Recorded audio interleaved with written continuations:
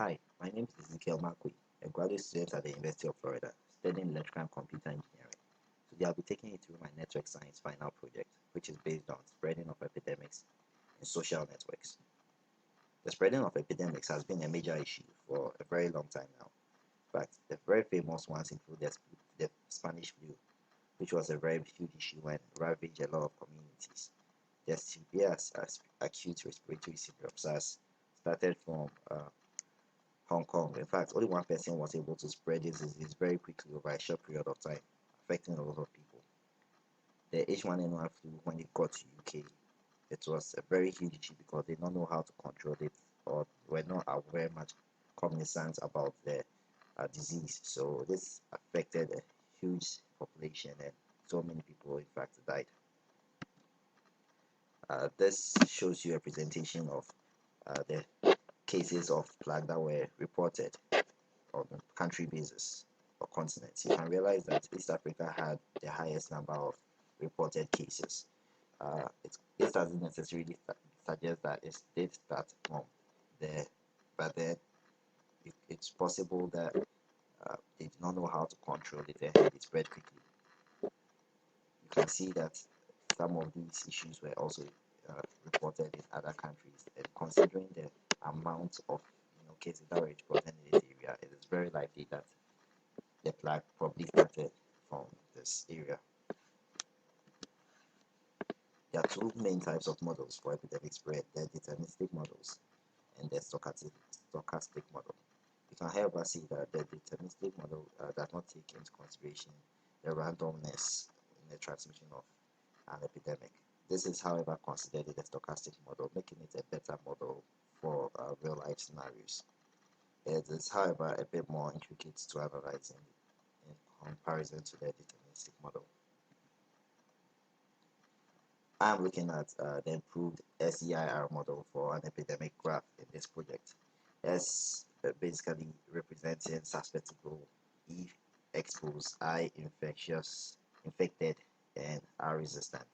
Now, when you say someone is susceptible, it means that the person in the community is likely to be able to get that particular disease. There are some people who uh, have better genes and probably can fight that disease, or are less likely to, are very unlikely to get that kind of disease. So this represents the number of people in the community that are highly likely to be able to get that disease.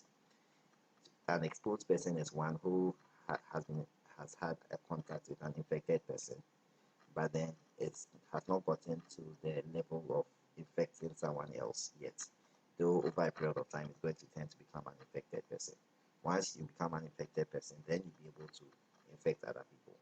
After you've had a number of strains of the disease, or probably the disease has stayed with you for a very long time, it gets to a point you become resistant, such that you can no more be infected by anyone else with respect to that particular disease.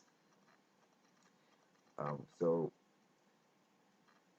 we the graph has some nodes and edges. The nodes represent the individuals in the community, where we are taking the graph to be the community, and the edges shows the kind of correlation that the individuals within the community have.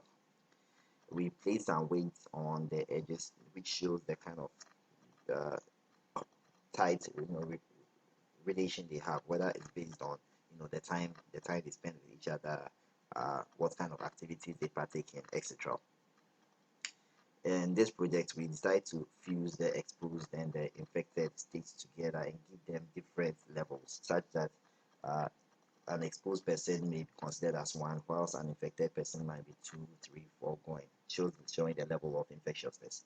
Because if, for instance, you have AIDS, there are different strains of AIDS, for instance. So you may be at 2, meaning you are infected. You probably have HIV, but it's not developed to AIDS yet, which is why we probably presented as 4 or 5. And once you get different strains of them, you keep on moving up the ladder. So the procedure for my model, when we first look at a susceptible person who is likely to get infected with a certain probability when they have any contact with an infectious person in the neighborhood. The next step is this infected person then moves from one state to another state, depending on whether he's trying to cure the disease or is unaware of the disease, and the disease and probably keeps having contact with other people who have that similar disease, hence increasing its level of infectiousness. The final stage is when this person gets to a point where he can no more be infected by any strain of that disease and becomes resistant to the disease. We consider the four different types of graphs for this project: the random graph, the scale grid graph, the small world, and the small world with weighted edges. So this shows you a presentation of the different graphs. If you look at A, which is the random graph, you realize that they more or less have there's a lot of randomness in the graph, as in anybody's kind of can have a relation with anyone else in the community. However, I realize that in the real life scenario, this is not necessarily the case. And more or less, one person, depending on if two friends have a common neighbor, there's a high likelihood that uh, that particular neighbor will also be friends with those other two people. So this leads to the concept of the scale-free graph, and this concept is called clustering. So in the scale-free graph, the higher the link you have, the more likely you are to have any new members that join the community. However, I realize that this is not very effective because there's a cutoff point. I mean, that one person who has the highest link might end up getting everybody coming to him, which is not necessarily the case in real life situations. Hence, we introduce the small world graphs, which considers the maximum distance between any two individuals between the graph.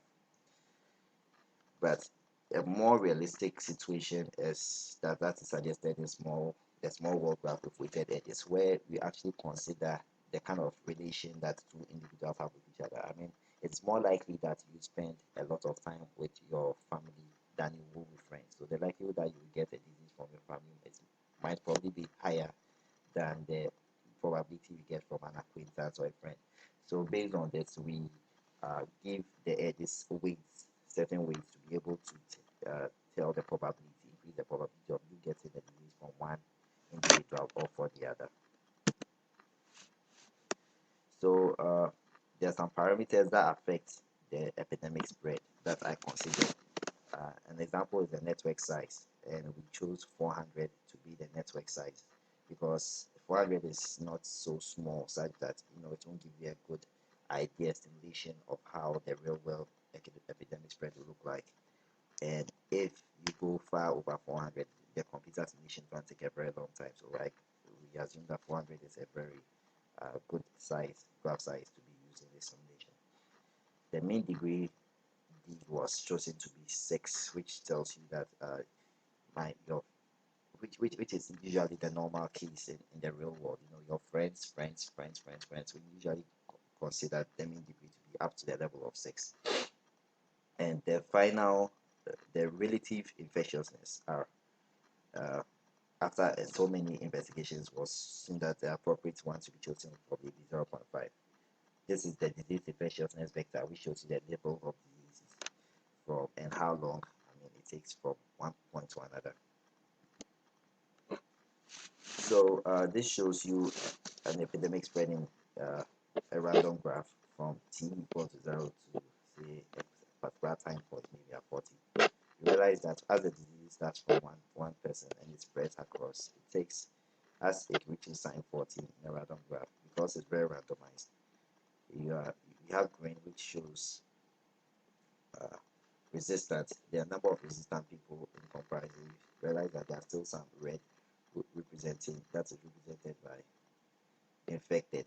The number of infected, there are still some infected people and some resistant people. In fact, you can even tend to see that there are some one person right here who is still susceptible, only that he's not yet been infected yet. This is a typical example of an epidemic spread in a random graph. When you look at that point scale free graph tool, you realize that based on the definition for a scale free graph, as expected, the epidemic spread is much faster in this kind of graph. So you realize that by time 40, almost everyone in the graph is basically infected.